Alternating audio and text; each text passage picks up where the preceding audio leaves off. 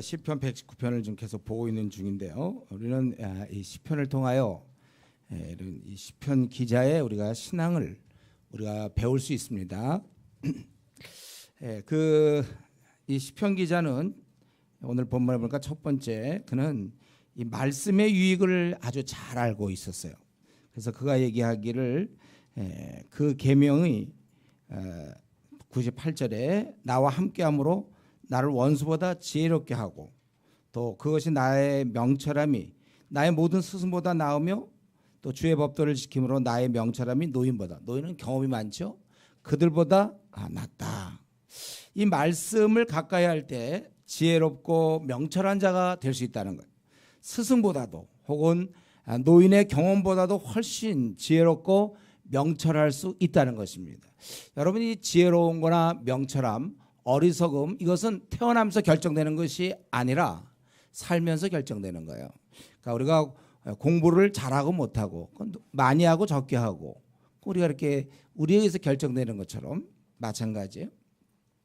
그래서 여러분, 한번 우리가 사는데 지혜롭게 살아야 되겠죠. 명철한 사람이 돼야 될 것입니다. 그렇게 살기를 원하십니까? 그렇다면 여러분 말씀을 열심히 공부하세요. 실제 시간을 내어서 그렇게 해야 되는 것입니다. 여기 보니까 이 시편 기자는 97절에 보면 그것을 종일 작은 목소리로 읊조리나이다 그랬어요. 늘 말씀을 가까이 이렇게 하고 있다는 것이죠. 99절에도 내가 주의 증거들을 늘 읊조림으로 나의 명철함이 나의 모든 수만 나오며, 결국 말씀을 입에 달고 살았기 때문에 결국 명철함이 또 지혜로움이 그에게 주어졌다는 것입니다. 그래서 우리가 말씀에 대해서 지금 나름대로 여러분 공부하고 있죠. 이걸로 너무 안심하면 안 돼요. 여기 보니까 종일이라고 그랬잖아요. 종일. 이 말은 그럼 하루 종일 이것만 하는가, 성경만 계속 해야 된다, 그런 뜻이 아니라 우리 뭐 낚시광 있죠. 낚시광. 그러면 낚시에 취미가 있어 그는 어떻게 하든지 벌써 낚시에 대해서 뭐 그러한 뭐라 그래, 그걸 끼를 뭐 어떻게 하고 그런 거 다 방법이 있어요. 어떤 거 뭐 니를 어떻게 하고, 나는 그거 모르겠는데 뭐 이때는 뭘 써야 되고. 이 골프에 빠진 사람들 보세요. 제 친구가 보니까 의사인데 완전히 돌았어요. 그럼 너 무조건 그거 하기 봐, 살이 쫙 빠져버려서 골프에 미쳐가지고. 그럼 그때는 뭘 써야 되고 뭐가 되고 뭐 버디가 어떻게, 나는 잘 몰라 그런 거. 근데 막 그렇게 하더라고요. 빠져 있어서 그래요. 빠져. 그러니까 의사로서 자기가 일을 하긴 하지만 끝나면 막 가는 거예요. 휴가 나면 그거 하러 가는 거죠. 골프 광이에요, 광. 그래서 광자를 붙이는 거잖아요. 또 이거 비슷한 게 축구 광도 그래요. 축구 광. 외국의 선수 이름 다 알아. 막 외워. 성경 66권 순서 몰라도 그거 다 외우는 사람들이 있어요. 그 광이, 그 사람은 근데 왜 그렇다고 자기 할 일 안 합니까? 자기 할 일 하지요. 하면서도 그렇게 할 수 있다는 것이죠. 바로 그런 거예요. 여러분 그 게임 요즘 광보다는 중독이라는 말을 써야 되는데, 게임 중독된 사람들 막 집에서 밖으로 안 나가고 집에만 있으면서 막 그거 하는 사람들도 있고, 또 우리 도박 중독도 비슷한 거죠. 도박 중독. 어떤 사람은 춤에 빠진 사람들이 춤추러 이렇게 돌아다니는 사람이 있어요. 안 믿어지죠? 실제 그런 거 틈만 나면 춤추러 가고. 도박하는 사람들은 그거 피곤한데 그거 한단 말이죠. 이런 낚시광, 뭐 축구광, 이 광이란 말이 있는 것처럼 마찬가지로 종일 읊조린다는 것은 그만큼 말씀에 아주 빠져 있는 거. 이런 표현이 있는지 모르지만 성경광, 성경에 빠져 있는, 하나님 말씀 광, 이렇게 말씀에 푹 빠져 있는. 그러니까 이것은 일부가 아니라 자기 삶을 드린 거예요. 그러니까 우리 고3이나 무슨 고시생들 보면 그저 뭐 하면서 생활하지만 대부분 시간이 다 항상 말씀에 이렇게 공부에 빠져 있지 않습니까? 그렇게 해야 되고, 바로 그렇게 우리 중에 아무도 이 말씀을 가까이 하지 않아서 미련한 사람이 돼서는 안 돼요. 원래 미련한 건 할 수 없어요. 그러나 말씀을 가까이 하지 않기 때문에 미련한 사람, 그래서 미련한 아내가 된다든가 미련한 남편이 되는 비결, 미련한 자식이 되는 비결, 말씀을 가까이 하지 않을 때. 여러분 우리가 한 번 사는데 어리석게 살아서 되겠습니까? 이 어리석음은 자기 책임이다. 하늘로부터 오는 것이 아니라 이 어리석음은 자기가 스스로 만드는 것이다. 그러니까 그가 아무리 무슨 공부를 잘하고 뭐 고시가 되고 뭐 대사가 되고 뭐 그렇다 하더라도 그 어리석음이라는 건 벗겨지지 않는 거예요. 그러니까 어리석은 교수, 어리석은 외교관, 어리석은 뭐 이런 사업가 뭐 이런 식으로 되는 거죠. 이 어리석음이 그에 따라가는 거죠. 그래서 그는 어리석은 외교관인과 동시에 어리석은 가장, 어리석은 부모가 되는 것이고 어리석은 남편이 되는 거예요. 무슨 말인지 알겠죠? 지금 어떻게 돌아가는지 알겠습니까? 말씀을 꾸준히 안 보는 사람들, 말씀을 가까이 하지 않는 사람에겐 그 앞에 어리석음이라는 걸 붙이면 딱 된다는 거예요. 목사가 성경 안 보면 그건 어리석은 목사가 될 수밖에 없어요. 오늘 말씀에 의하면. 왜냐하면 그가 늘 말씀을 가까이 함으로 지혜로웠고 명철함이 스승보다 나으며 명철함이 노인보다 낫다고 그랬습니다. 이런 면에서 여러분, 지금 여러분이 말씀에 어느 정도 관심을 갖고 있는지 모르겠어요. 더 열심히 하세요. 더 열심히. 저는 스마트폰 갖고 이렇게 이렇게 우리 이제 대화도 하고 성경 이렇게 나누는데 얼마만큼 많이 이게 저장하는지 모르겠어요. 그거 가지고. 잘 하고 있겠죠. 이만큼은 이전엔 노트하면 대충 이렇게 이제 공부할 때 보면 얼만큼 해왔다 이게 눈에 띄는데 스마트폰은 눈에 안 띈단 말이에요. 알아서 하세요, 여러분들. 그걸 이용하여 또 뭐 어떤 경우 또 성경 보다가 갑자기 또 이미 인터넷 뉴스를 본다든가 이런 경우도 있어요. 지금도 이 시간에도 이렇게 보다가 막. 그래서 여러분 주일날은 웬만하면 성경책 갖고 오세요. 그래야 성경을 보면서 다른 거 안 보게. 기도 제목 한다 보다가 보면 또 벌써 인터넷 뉴스 보고 있고. 하여튼 빨라요. 어쨌든 어리석음은 자기 책임이다. 그리고 우리는 지혜로울 수도 있고 어리석음 양자택일 여러분이 하는 것이고 말씀에 죽으라고 하는 사람들은 성경의 약속입니다. 그는 명철한 자가 되는 거예요. 분별력이 생기고 명철한 사람이 돼서 그런 사람이 가장이 되면 그 집은 참 좋죠. 그런 사람이 아내가 되면 참 자식이 좋을 거고 남편이 좋을 거예요. 그런 사람이 목사가 되면 성도가 좋을 것이요. 그런 사람이 성도가 되면 목사가 행복하죠. 야, 명철한 성도들과 함께 산다는 건 목사로서는 굉장히 나이스한 거예요. 그거는. 여러분들이 좀 그렇게 돼주세요. 엉뚱한 소리 하고 있거든. 성경 안 보니까. 뭘 얘기를 하면 엉뚱한 소리, 엉뚱한 방향, 답답한 계획들 이런 거 하면 목사 도는 수가 있어요. 그렇게 하지 마세요. 공부들 좀 하세요. 뭐 교회에서 하라는 것만 그렇게 생각하지 말고 이미 66권 신구약 66권 다 이제 만들어놨으니까 이제 여러분 책임이에요. 저는 31년 걸렸어요. 여러분들 얼마나 걸릴지 하여튼 그거 보면서 이렇게 다 되어 있으니까 어쨌든 어리석다. 왜 나는 지혜가 없지? 혹시 그런 얘기 하는 사람들 그 시간에 성경 보세요. 성경 보면 되는 거예요. 그리고 이 말씀의 유익이 뭐였냐면 이러한 지혜로움뿐만 아니라 또 한 가지 100일 102절에 보니까 악한 길로 가지 않도록 해주는 것이에요. 내가 주의 말씀을 지키려고 발을 금하여 모든 악한 길로 가지 아니하였으며 주께서 나를 가르치셨으므로 내가 주의 규례들에게서 떠나지 아니하였나이다. 어떤 것이 악이고 어떤 것이 선인 줄을 배우게 돼요. 말씀을 통하여. 그래서 기준이 생긴다는 거예요. 그래서 바른 길을 갈 수 있어요. 우리 인생은 사실은 원래 우리 인생이 하나님을 떠나서 이 깊은 영적 무지가 있죠. 어리석음이 있단 말이에요. 여기에다가 또 악한 본성을 갖고 있어요. 그래서 우리가 말씀이 기준이 되지 않으면 우리는 어두운 길에서 죄악 길에서 헤맬 수밖에 없는 것입니다. 그래서 죄 많이 짓는 사람 혹은 죄악 길에 헤매는 사람들, 방탕한 삶을 사는 사람들, 그 사람이 특별한 죄인이기 때문에 그렇게 사는 것이 아니라 그는 말씀을 가까이 접근할 수 있는 기회를 놓친 사람이에요. 그가 방황하는 것은 기회를 놓친 사람이다. 그렇게 생각하면 되는 거예요. 그는 말씀을 제대로 배울 기회를 놓쳤어요. 그가 비록 교회를 다녀도 교회에서 말씀을 가르쳐주지 않으면 그는 기껏 설교 말씀에만 의존하고 그 30분짜리 설교 그 안에 예화가 많이 듣고 좋은 말씀 그는 사실은 원천적으로 말씀에 차단된 것입니다.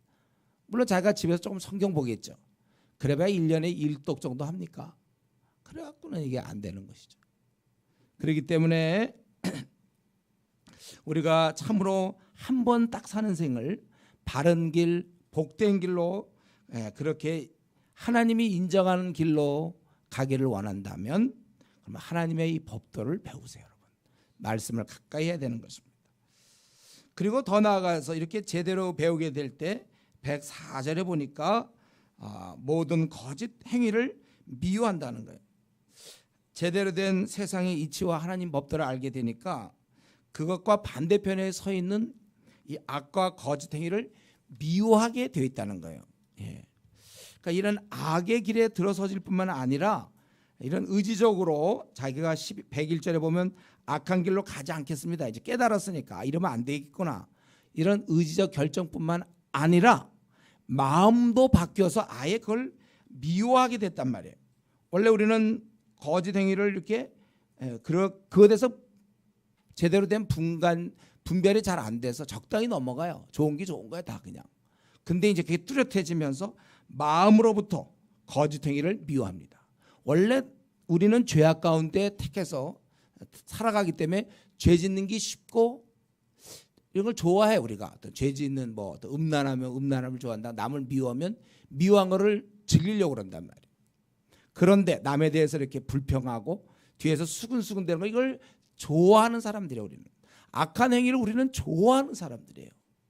그런데 이제 보니까 이게 마음, 우리의 그런 감정까지도 바뀌는 거예요. 그래서 거짓 행위를 싫어하게 되는 거예요. 그래서 이처럼 하나님 말씀은 우리의 의지뿐만 아니라 우리의 이러한 마음, 정서에 영향을 주어서 우리의 그 사람됨을 바꾸는 겁니다.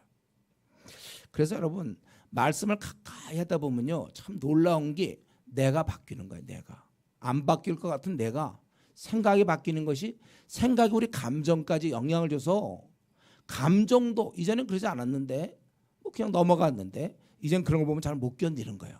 분한 마음이 드는 거예요. 점점 그렇게 되는 거예요. 자기 성격 마음에 안 드는 사람 있습니까? 자기 성격이 왜 이 모양이야? 자기 성격 싫어하는 사람들이 있어요? 그런 사람 오늘 아주 보약이죠. 그거는 자기 성격 싫은 사람들 말씀 보세요. 말씀 보다 보면 자기 성품이 바뀌어요. 성질 안 좋다 뭐 이런 소리 들었습니까? 이상하게 좀 왕따입니까? 그게 자기가 워낙 훌륭해서 왕따 되는 수도 물론 있어요. 성경에 보면. 근데 워낙 약간 특이해가지고 왕따가 되는 사람들이 있거든요. 특이한 기질을 갖고 있는 사람들. 그런 사람 성경 안 봐서 그래. 물어보세요. 그 사람 성경 보고 있는가? 여러분 혹시 왕따들 혹시 주위에 있나 가서 꼭 물어보세요. 성경 보고 있냐? 물어보세요. 성경 보면 성품이 바뀐다니까요. 점점 바뀌어서 처음에 그냥 따라하다가 어느 순간 진짜 싫어하는 거예요. 그런 거를요. 수근수근 되는 게 싫어. 그냥 이상하게. 옛날에 같이 맞장구 치고 막 좋다고 그랬는데 어느 순간 싫어. 이제 그런 게 진짜로. 처음에는 이제 이러면 안 되지. 자기는 재밌지만 이러면 안 되지 하던 그가 나중에 싫어서 떠나게 되는 거예요. 이런 식으로 바뀐단 말이에요. 소망이 생겨요? 자기 성격 아주 까칠한 사람들 아직도 있죠? 까칠한 성격들. 근데 제가 가만 보니까 우리 교회 처음에 올 때 되게 까칠한 사람들 꽤 많았어요. 근데 지금은 이 양같이 바뀐 사람도 많거든요. 그게 내가 보니까 이 말씀을 특별히 2주 수련회 이때 이런 걸 여러 번 거치면서 바뀌는 것 같아요. 동의 안 해도 괜찮아요. 어쨌든 말씀에 그렇다는 거야. 말씀에. 그러니까 하여튼 자기 성격 별로 안 좋다 이런 사람들 어디 가도 난 왕따다. 말씀을 보세요. 말씀이 바뀌는 거예요. 그리고 두 번째로 그러니까 우리 시편 기자를 통해서 배우려는 건 첫 번째 그는 말씀의 유익을 아는 사람이고 두 번째는 우리가 그 사람에게 배울 수 있는 것은 이 시편 기자에게 배울 수 있는 것은 이 말씀의 유익을 알 뿐만 아니라 이 말씀을 그대로 행하려고 노력한 사람이다. 우리 105절부터 112절까지 보니까 그는 먼저 주님의 뜻을 그가 105절에 보면 이 주의 뜻을 이제 알게 되는 거야. 주님께서 말씀을 통해 알려주셨단 말이에요. 그래서 106절에 자기는 그렇게 살겠다고 아주 맹세하고 굳게 정해서 난 말씀대로 살겠다. 이게 쉽지 않거든요. 그런데 그렇게 살겠다는 거예요. 그러다 보니까 어떻게 돼요? 107절에 고난이 찾아오게 되고 이 고난은 더 발전하여 심지어 109절에 보니까 생명이 항상 위기에 있사오니 다른 사람들이 다 죄를 짓고 타협하고 막 이런데 혼자 의롭게 살며 바르게 살려고 그럴 때 사람들이 그를 죽이려고 막 하는 거예요. 그리고 구체적으로 실제로 대적들은 110절에 보세요. 나를 해하려고 올무를 놓았다는 거예요. 실제로 죽이려고 했다는 거예요. 말씀대로 그가 사니까 견딜 수가 없어요. 바르게 사는 사람이 자기들은 어둠에 있는데 빛으로 사는 사람이 있으면 아주 불편한 거예요. 우리는 같이 막 욕해줘야 되는데 혼자 그러지 맙시다. 뭐 이런 얘기하면 아주 미워 죽겠어 걔는. 더 미워 막 그런 사람. 막 그래 자기에 동조하지 않으니까 사는 방식이 다르니까 우리 뇌물을 이렇게 뭐랄까 서로 뇌물을 다 먹어야 되는데 가져와서 막 이걸 나누자 막 이러는데 받지 맙시다 막 이러면 굉장히 화가 나는 거야 막 이들은. 그럴 때 이제 어쨌든 이거 바르게 살려고 하기 때문에 악인들이 싫어하는 겁니다. 그렇지만 그래서 죽이려고 하지만 그러나 나는 109절에 뭐라고 했어요? 자기는 주의 법을 잊지 않냐 하고 그리고 떠나지 않는다. 110절에 자기는 떠나지 않겠다.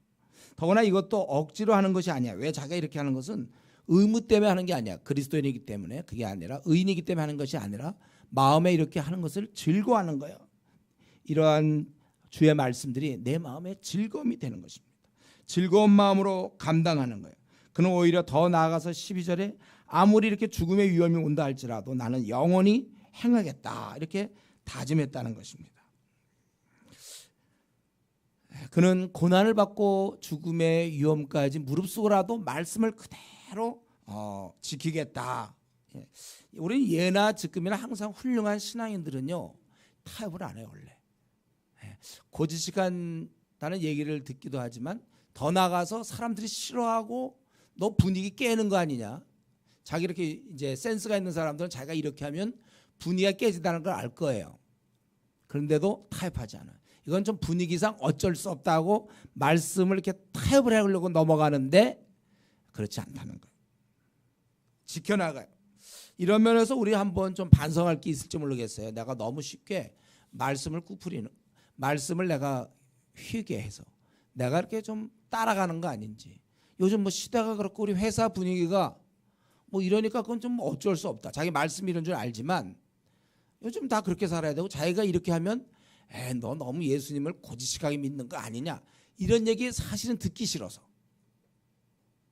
그 정도도 못 견뎌서 여기서 자기는 목숨까지 잃을 뻔하면서도 말씀 그대로 지키려고 그러는데 자기가 말씀 그대로 했다가는 눈밖에 날까 봐 이러면 너무 좀 회사의 분위기를 좀 못 맞추는 거 아닌가. 좀 그런 분위기 깬다는 소리 듣기 싫어서 그래서 거룩한 하나님의 말씀 생명 되신 하나님 말씀을 오히려 그걸 희생시키는 혹시 우리가 그렇게 산 거 아닌가. 만약에 그렇다면 다시 한번 돌아보면서 이런 자세로 목숨을 잃을 각오로 내가 이제는 남은 생 나는 이 율례들을 112절에 있는 것처럼 영원히 행하겠다. 고지식한 얘기 들어도 괜찮아요. 융통성 없다고 비난해도 괜찮습니다. 실제 나는 융통성 없는 사람이 아니에요. 고지식한 사람이 아니라 진리를 하나님의 앞에서 그대로 지키려는 의로운 하나님이 기뻐하는 종이라는 사실을 생각해야지. 그 안 믿는 사람들의 판단 속에서 고지식하며 뭐 저렇게 하냐 분위기 깰까 봐 자기 것을 포기하는 그런 사람이 내가 되어서는 안 되겠다.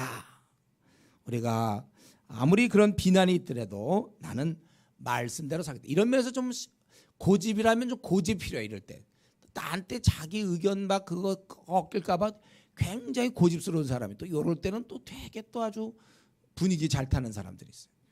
좀 거꾸로 됐습니다. 고집 피우려면 이럴 때 사실 신념이지만 이럴 때 하는 거예요. 고집은. 이건 의로운 거예요. 의로운 거. 의로운 고집. 우리가 그런 것입니다. 그리고 그는 어땠습니까? 이런 고난 중에도 말씀 때문에 목숨의 위험을 느껴도 그는 이것을 이대로 살았고 그것이 어떤 의무로 억지로 한 것이 아니라 굉장히 자기는 그 말씀대로 사는 걸 즐거워했다는 거예요. 여러분, 우리가 세상을 살면서 고난당하고 극히 위험해도 즐거움으로 대응하는 그러한 신앙, 이러한 그 말씀에 대한 굉장한 즐거움. 그래서 우리 부모가 핍박을 할지언정 게임 좋아하는 애들 보세요. 어떻게 하든지 하지 않습니까? 어떠한 박해와 그런 고난 속에서도 게임을, 그거에 대한 즐거움이 그를 사로잡고 있기 때문에 우리가 사실은 주님 말씀 따르는 것을 이 정도로 좋아하는가, 이런 영성을 우리가 갖고 있는가. 나는 이 말씀에 대한 사모 때문에 그 많은 것, 나에 대한 어떤 수치, 나에 대해서 사람들의 평가, 또 비웃음 당하는 이 모든 것을 나는 견딜 만큼 이 말씀에 대한 즐거움을 갖고 있는가. 우리가 이런 영성을 삼할 수 있어야 될 것입니다.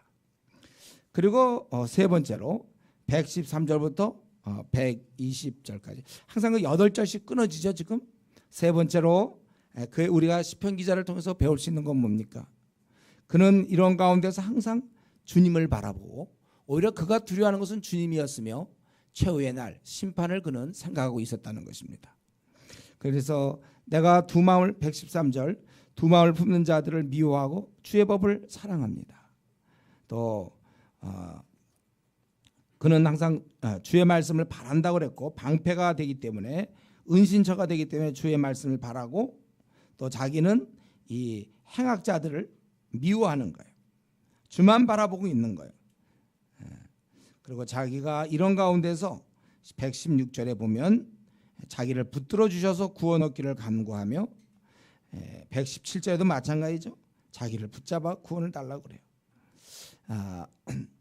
두 마음을 품는 자, 다른 말로 하면 행악자들인데 그들과 자기는 거리를 두고 오히려 그가 그들을 두려워하는 게 아니라 하나님을 두려워하며 하나님 붙잡아 주기를 원하는 것입니다.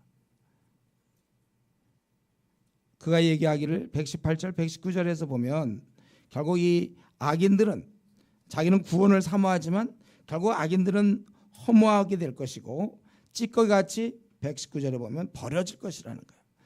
자기는 오직 주만을 경외하겠다. 그리고 그분의 심판을 악인들과 달리 자기는 두려워한다는 것입니다. 그는 언제든지 심판을 생각하고 있어요. 항상 하나님께 철저히 매달리고 있으며 악인들은 다 쓸모가 없다. 찌꺼기 같은 자다. 망할 것을 생각하고 있다는 것입니다. 여러분, 우리 성도들은 시편기자처럼 항상 우리의 관심은 종말론적이어야 돼요. 이 땅의 삶이 다가 아니고 천국의 삶이 우리를 기다리고 있고, 그렇기 때문에 우리가 항상 그날을 염두에 두고 살아야 되는 것입니다. 악인들은 아무리 잘 되어봐도 그는 망할 뿐이에요. 그래서 혹시 회사의 상무 김상무님을 부러워하거나 최 회장님 부러워할 거 없어요. 악인은 망하는 겁니다. 악인은 망하는 것. 늘 기억하면서 우리가 생각할 것은 우리는 그날 주님 앞에 서야 된다는 것. 심판 날을 생각해야 되는 것입니다. 그래서 우리가 이 영적 건망증을 피하기 위해서라도 늘 매일매일 말씀과 기도로 우리가 주님과 대화하고 있어야 돼요. 깨어 있어야 되는 것입니다. 우리는 천국이 준비되어 있고 주님 만날 날이 있다는 것을 여러분 늘 기억하면서 사십시오. 우리의 삶이 굉장히 달라져요. 여러분 정말 천국 주님을 만나 하나님의 어미하신 눈빛 막 이런 걸 여러분 생각해 보세요. 내 삶이 달라질 수밖에 없는 거예요. 내 삶이 지금까지 붙잡고 있는 건 이 땅에서의 거 붙잡고 있는 거 아닌가. 하나님의 평가를 어떻게 보실까. 지금 하나님 나를 어떻게 평가할까요? 자꾸 사람들의 평가에 관심이 모아지는 사람들은 의외로 하나님의 평가를 경시합니다. 그 악인들이 하는 거예요. 우리는 하나님의 평가, 지금 우리 교회에서 나를 어떻게 평가할까? 하나님이 나를 어떻게 평가할까를 항상 생각하세요. 우리가 그 나라를 늘 생각해야 됩니다. 우리의 관심은 천국에 있어야 돼요. 이런 면에서 이 시편 기자는 악인들과 달리 그 날에 대한 두려움, 여기서 경외감을 갖고 있는 거예요. 그리고 네 번째로 그 121절에 또 128절까지 보니까 그러나 그는 아주 현실에서 큰 어려움을 당하고 있죠. 그래서 그는 더 하나님만을 바라보고 있는 것입니다. 자기가 잘못해서 지금 어려움을 당하는 게 아니에요. 거기 121절 내가 정의와 공의를 행하였사오니 이렇게 돼 있어요. 자기는 바로 살았다는 거예요. 그렇지만 저들이 악인이기 때문에 내가 아무리 잘해봐야 박해를 당하는 거예요.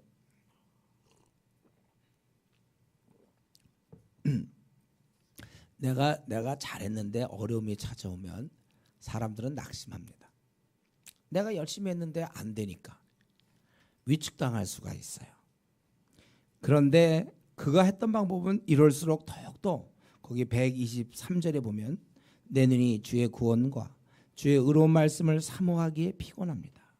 또 124절에도 보면 주의 인자하신 대로 주의 종에게 행사 내게 주의 윤례를 가르치소서.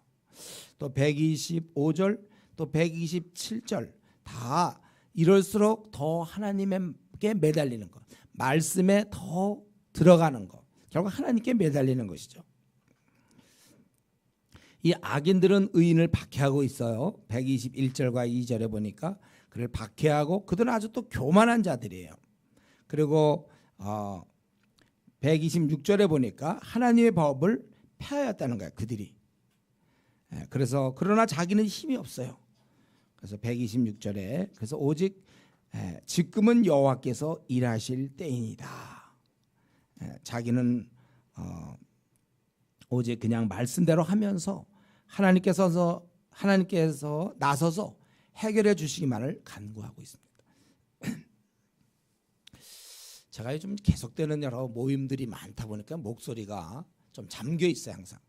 그래서 지금 요새 제가 굉장히 지금 열심히 얘기하는 중인데 여러분이 들을 때는 굉장히 지금 뭐 약간 힘이 없이 그냥 뭐 평범하게 얘기하나 보다 이렇게 생각할지 모르겠어요. 목소리 때문에 그래요.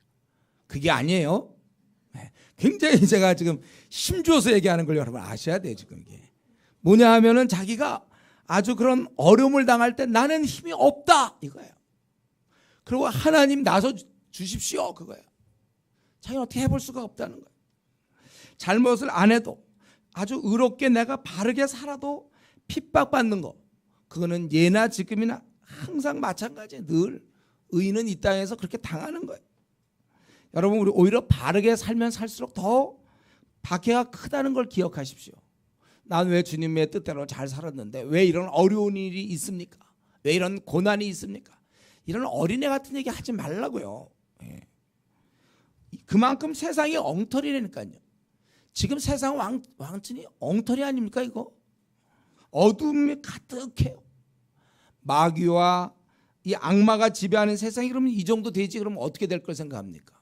마귀가 통치하는 통치자, 세상에 있는 악의 영들, 하늘에 속한 악의 영들, 이들이 통치하는 세상이 그러면 이 정도 돼야지 그러면 공의와 사랑이 막 넘치는 세상을 기대합니까?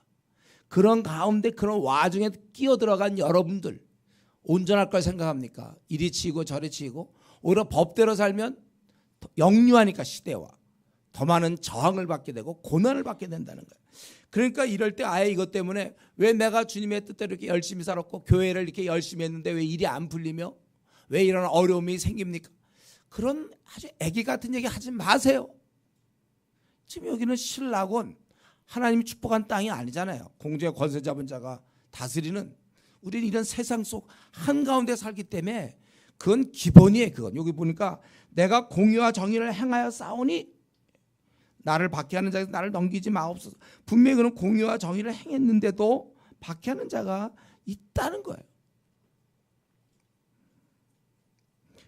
그럴 때 우리가 할 수 있는 일은 뭡니까? 오늘 본문에 있는 바로 그것이죠. 126절에 있는 것처럼 지금은 여호와께서 일할 때입니다. 그거예요. 세상 사람들이 회사에서 최부장이 또 나옵니다.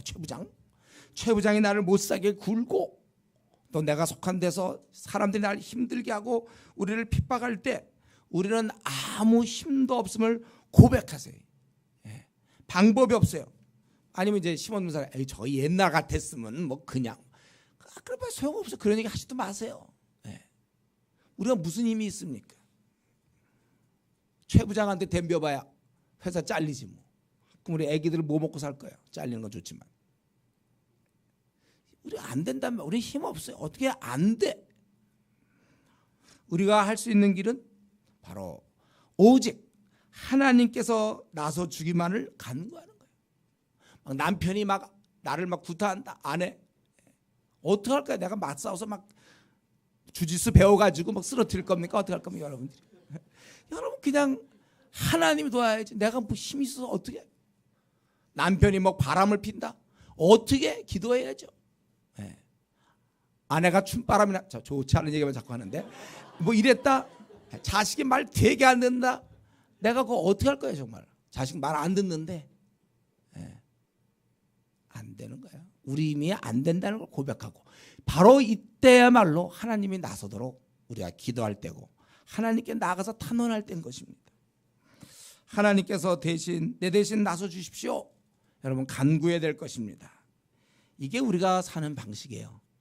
이 땅에서 이렇게 사는 것입니다. 먹고 살 돈이 없는데 능력은 없습니다. 몸에 병이 났습니다. 기도하세요 여러분들. 하나님 내가 지금 사실은 최근에 들어와서 이런 문제를 내가 고민 중에 있습니다. 기도하세요. 여러분이 풀어봐야 제대로 잘 못 풀어요. 하나님 내가 이런 문제가 나한테 각자의 지금 문제가 있을 거 아닙니까? 회사의 문제, 혹은 무슨 교회의 문제, 가정의 문제가 있겠죠. 내가 지금 이렇게 풀긴 푸는데 이 방법이 별로 마음에 안 들어. 어쩔 수는 없지만 기도하세요 하나님께. 하나님은 어떻게 푸시는지. 우리는 우리의 힘이 아닌 그분의 힘으로 이런 자는 기도에 자기를 헌신하는 겁니다. 내가 풀 수 없어. 결혼 문제 내가 그걸 어떻게 풉니까? 하나님이 풀어주셔야지. 그리고 이제 129절부터 136절 우리 마지막 절까지 그는 이 모든 상황 가운데서 그는 오직 하나님만을 붙잡고 말씀만을 붙잡고 있다는 거예요. 그 하나님 말씀이 참으로 놀랍다고 그랬잖아요.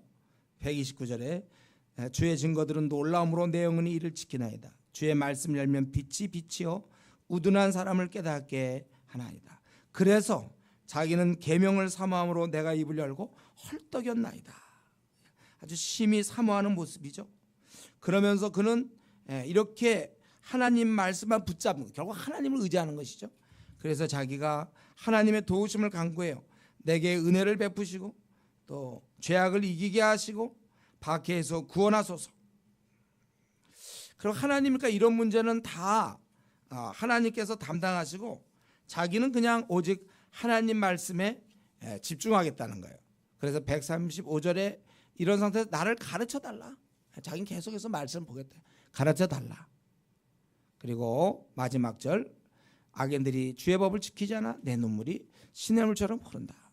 그러니까 시편 기자는 어떠한 상황에서도 흔들리지 않고 모든 문제 하나님께 맡기고 그러니까 은혜를 베풀며 그들을 말씀에 굳게 세우시고 또 어떤 죄악도 나를 주관하지 못하게 하시고 사람들의 밖에서 나를 구원하시고 하나님이 그걸 해주시고 나는 그저 배우고 나는 말씀을 사모함으로 헐떡이겠다. 이렇게 하고 있는 것입니다.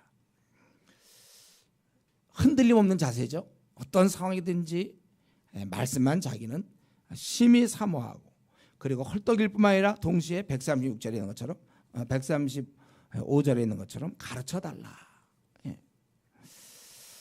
상황은 안 좋을 때 우리가 많은 사람들이 하는 것처럼 여러분 상황이 안 좋으면 어떻게 하는 줄 알아요? 우리는 상황에 파묻혀요. 그래서 자기 생을 보내고 그냥 시간 보내고 있는 거예요. 내가 어떤 어려운 문제를 봉착했다. 그럼 거기에 다들 뛰어들어요. 그래서 이 문제 때문에 잠을 못 자고 이 상황에 자기도 모르게 파묻혀서 어찌할꼬 그 상황 때문에 우울해요. 최근에 여러분 교회 오면서 기쁜 얼굴이 아닙니까? 어떤 상황에 들어간 거예요. 그것에 빠져 있어요. 우리는 사는 날 동안 그런 상황에 빠질 만한 건 한 79가지가 있을지 몰라요. 그럼 그때마다 푹 들어갔다가 한 1년 끌고 나와. 그다음 다음 문제 들어가서 한 3년 끌고 또 나오고 그다음에 한 5년 정도 있다 나오고 이런 식으로 하고선 평생 그러니까 밤낮 상황, 밤낮 보세요. 그 사람 늘 자기 문제지. 지금 그러니까 늘 그러니까 그 심각하며 우울한 표정은 늘 일정해. 근데 그 이유가 달라졌어. 그러니까 한때 어떤 문제에 푹 들어갔다가 잠깐 나와서 한 2주간 반짝거려다가 다시 또 그 문제 들어가서 한 3년 또 오래. 어떤 건 또 한 6개월짜리도 있어요. 그 6개월짜리 들어갔다 또 나오기도 하고. 어떤 때는 좀 아주 롱텀, 좀 긴 게 있어요. 한 7년짜리. 푹 들어갔다 7년 내내 우울하다가 이제 나오고 그러다 잠깐 또 이제 쫙 들어가기도 하고 쫙 나왔다가 또 푹 들어가고 이제. 그래서 상황이 심히 안 좋지만 이 시편 기자는 그거에 안 빠지겠다. 그건 하나님 하셔. 내 문제 아니에요. 나는 그냥 말씀에 헐떡이겠으며 나에게 가르쳐 주십시오. 이게 사실은 그 문제를 실제로 이기는 것입니다. 내가 그 문제에 매어 달리면 달릴수록 더 깊이 들어가요. 더 많이 고민해야 되고. 차라리 그러지 말고 이 시간에 우리말로 번역한다면 동영상 봐라 그거예요. 그냥 그 시간에. 그럼 그 시간이 너 한 하루에 3시간씩이냐? 3시간이면 2개 볼 수 있거든요. 2개 봐라. 그럼 1년이면 66분 끝나는 거예요. 차라리 그렇게 하라. 그 당시에는 동영상이 없었으니까 그런 이제 말씀을 계속 배우는 것이고 공부하면서 여러분 우리 그리스도인의 방식은 우리가 그냥 원래 사는 걸 지속하는 거고 상황이 생기면 하나님, 그럼 나는 내가 하고 싶은 거 해야 되는 거예요. 특별히 어차피 그 문제는 하나님이 풀어줘야 할 텐데 내가 괜히 속상해하고 잠 못 잘 그런 내가 뭐 어리석게 굴지 않겠다 이거예요. 그거 하나님이 잠 못 주무시든지 알아서 하시고 나는 쿨쿨 자겠으며 내가 할 일은 말씀을 보고 말씀의 위로와 말씀의 깨달음 주의 얼굴을 주의 종에게 비추시고 주의 일로로 나를 가르치소서. 난 지금 이 66권 제대로 아는 게 제대로 없는데 내가 이거 공부하면 된다. 평생 말씀을 가까이 해서 이 말씀에서 주시는 그 힘으로 살아가야 되겠다. 그것입니다. 여러분 우리는 그 문제는 그냥 놔두세요. 자꾸 뛰어들어가서 또 헤매고 그러지 말고 모른 척 하세요 그냥. 그리고 나는 태연하게 아주 아무 일도 없었다는 듯이 말씀을 동영상을 보고 기도 생활하고 그렇게 하라는 것입니다. 결론적으로 오늘 우리는 이 시편 말씀을 통하여 우리가 좀 배울 것이 있습니다. 우리는 쭉 살펴봤는데 우리 시편 기자는 어떻게든지 말씀을 그대로 살려고 하는 이런 자세, 이거 우리가 배워야 돼요. 그는 많은 고난이 있고 심지어는 목숨의 위험까지도 있는데 타협하지 않아요. 흔들리지 않고 오히려 그는 아주 마음에 즐거워하고 이 말씀을 그것을 고지식하게 지켜나가는 것입니다. 이 면을 우리가 배워야 되겠어요. 여기 보면 자기 스스로 그렇게 마음을 정했다고 그랬잖아요. 그 106절에 보면 주의 의로운 규례들을 지키기로 맹세하고 굳게 해 정하였다. 또 112절에 보면 내가 주의 율례들을 영원히 행하려고 내 마음을 기울였나이다. 마음을 정하는 거예요. 그리고 그는 실제 종일 읊조렸다고 그랬잖아요. 여러분들이 그냥 항상 그걸 틀어놓든지 동영상을 집에서 늘 내가 읊조리게 되겠나 그럼? 항상 내가 읊조리더라도 하더니 여러분 들을 거 아니에요. 그러니까 계속 읊조리게 해서 여러분 들으시라고요. 자꾸 듣고 뭐라도 왔다 갔다 하더라도 반찬을 하더라도 들으면서 반찬하면 되잖아요. 뭘 하더라도 여러분 우리가 시편 기자는 말씀 그대로 살려고 그랬고 그러기 위해서 그는 마음을 정했고 또 그는 항상 이 말씀과 함께 생활을 했고 그리고 이렇게 했을 뿐만 아니라 이때 생기는 모든 어려움, 박해와 위험과 이런 아주 고난 이런 것을 하나님께 맡기고 하나님이 나서십시오. 시켜 그냥 하나님이 나서라고 그는 간구하는 것입니다. 자신의 무능함을 인정했습니다. 자신의 힘으로 아무것도 할 수 없음을 그는 고백한 거예요. 보통 그런 경우 자기가 무기력할 때 보통은 우리가 위축되거나 낙심되거나 잠수탑니다. 내가 못한다. 그거는 옳은 방법이 아니에요. 오히려 이럴 때일수록 믿음을 발휘해 하나님이 나서게끔 하는 거. 그것이 우리 신앙인의 자세죠. 우리는 이 땅의 모든 문제 내 힘으로 할 수 없는 것 그런 거 많이 있습니다. 괜히 내가 맡아서 염려하고 속상해하고 잠 못 잘 것이 아니라 아버지 알죠? 아버지께 맡기고 나는 그냥 아버지께서 우리에게 주신 이 삶의 방식 말씀 따라 내가 어쩌면 이 말씀 따라 실천하기도 바쁜데 내가 그 복잡한 문제 내가 풀 수도 없는 문제를 그걸 내가 왜 걱정합니까? 여러분들이 그냥 스마트폰 쓰면 되지. 그걸 뭐 직접 제작하시려고 거기 뭐 칩을 어떻게 넣고 그런 걸 막 배우러 다니고 내가 보기에 일생 배우러 다녀도 끝날 걸. 만들 수 있겠습니까 여러분? 그냥 우리가 이런 마찬가지예요. 우리가 있는 문제 그냥 우리는 말씀 따라 그냥 살면 돼. 그 모든 것은 하나님께서 맡아주시는 거예요. 그걸 자기 힘으로 해보려고. 우리 여기 가장들이 있죠? 자녀 얘들 이거 어떻게 애 5이다. 이거 어떻게 내가 먹여서 그러지 마세요. 자기가 무슨 가장입니까? 하나님이 가장이시지. 저는 지금까지 제가 살아오면서도 그랬어요. 제가 집안을 생각할 때 제가 다 책임질 수가 없어요. 제 능력으로는 안 돼요. 하나님이 해주시는 거예요. 저는 가장인 척했죠. 네. 우리가 하나님 말씀대로 사는 거예요. 우리는. 그리고 그런 이 말씀대로 살 때 핍박을 받고 죽을 위험에 처하지만 그 중심은 말씀을 자신의 기업으로 삼고 마음의 즐거움을 갖고 헤쳐나가 111절에 있는 것처럼 주의 증거들로 내가 상황은 지금 자기를 막 죽이려고 하는 상황인데 나의 기업을 삼아서오니 이는 내 마음의 즐거움이 돼요. 이 말씀이 너무 즐거움이 된단 말이에요. 이런 상황에서도 그런 말씀이 여전히 즐거움이 돼요. 우리가 보통 고난 닥치면 신앙적으로 회의하잖아요. 아니면 좀 더 신앙 있는 사람은 그냥 참고 견디죠. 근데 우리는 이때 말씀에 빠져 있으면 되는 거예요. 말씀에 빠져 있으면 그게 즐거워서 고난을 그냥 넘어가는 거예요. 어차피 고난 문제는 해결할 거예요, 하나님께서.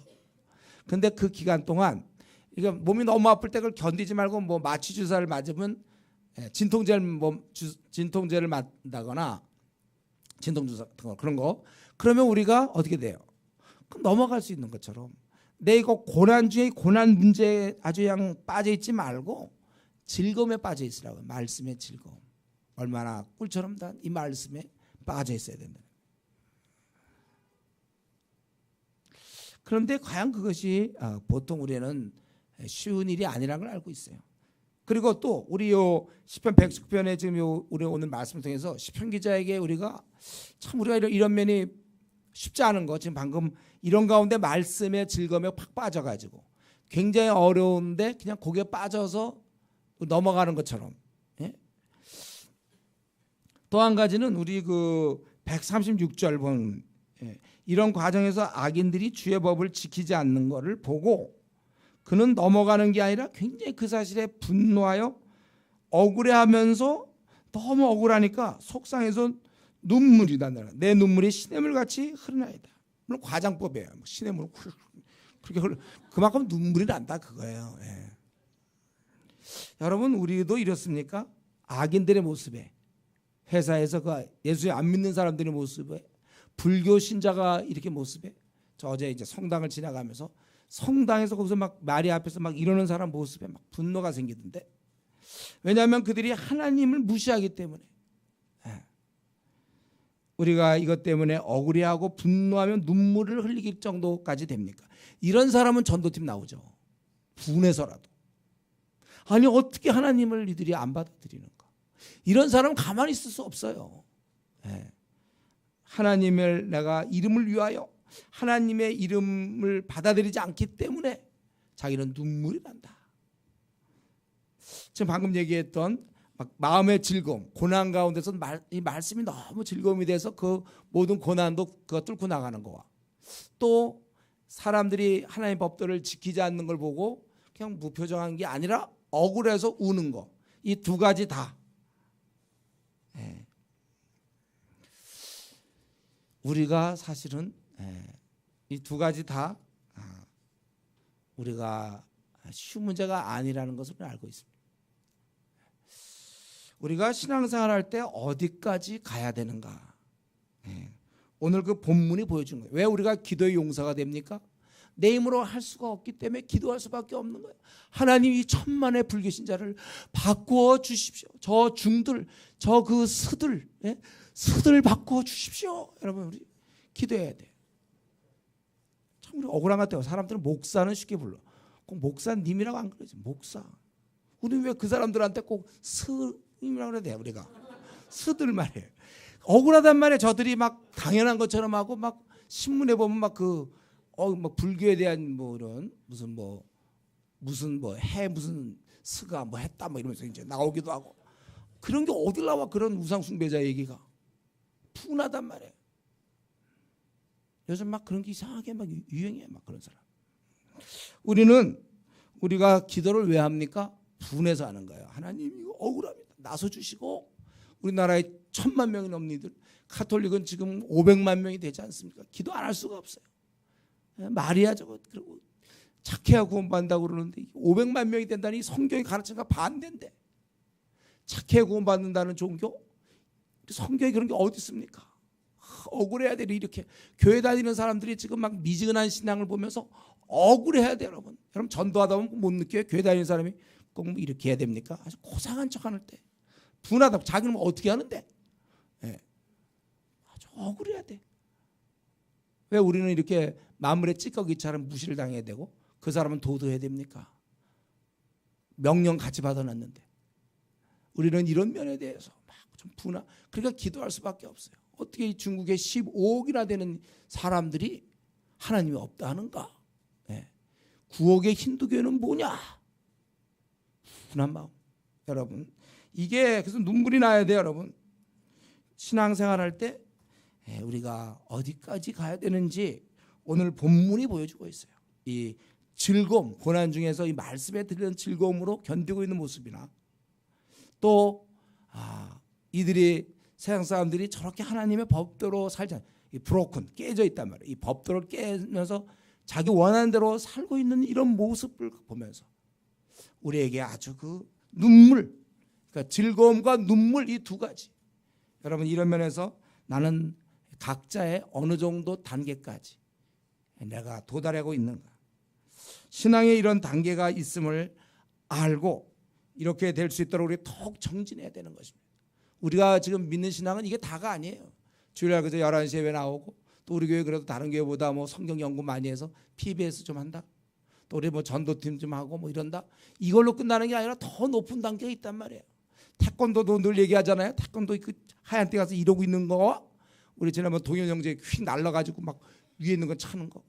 근데 너무 불안해서 이 정도 하려면 어떻게 되느냐. 한 5년 하면 된다 그러더라고. 저는 좀 더 걸릴지 모르겠죠. 단계 태권도 한다고 뭐 누나 다 태권도 도장 다니죠. 저 태권도 배우고 있습니다. 예, 다 맞아요. 그러나 그 하얀 띠가 있고 날아다니는 사람이 있고 신앙도 마찬가지예요. 우리가 다 이렇게 신앙생활 한다고 해서 다 있는 게 아니에요. 같은 조장이라고 다 똑같은 것도 아니고 신앙생활 한 지 5년 됐다고 해서 10년 됐다고 해서 다 그렇게 되는 게 아닙니다. 오늘 이 시편 기자가 갖고 있던 이 하나의 쏠림, 이 광, 성경광 종일토록 그렇게 하며 이건 관심이 분산되지 않을 때 이렇게 돼요.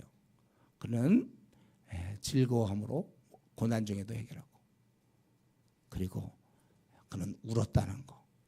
내 신앙은 어디까지 있는지 생각해보고 이런 단계가 우리가 될 수 있음을 알고 우리가 더욱 정진해서 우리의 이 땅에 있는 동안 우리도 한번 이렇게 울어볼 수 있는 또 이렇게 기쁨을 가질 수 있는 그러한 생을 살아갈 수 있도록 우리 남은 생 이러한 영성을 가지고 우리가 신앙생활 할 수 있는 그러한 성도가 되기를 기도합니다. 같이 기도하겠습니다.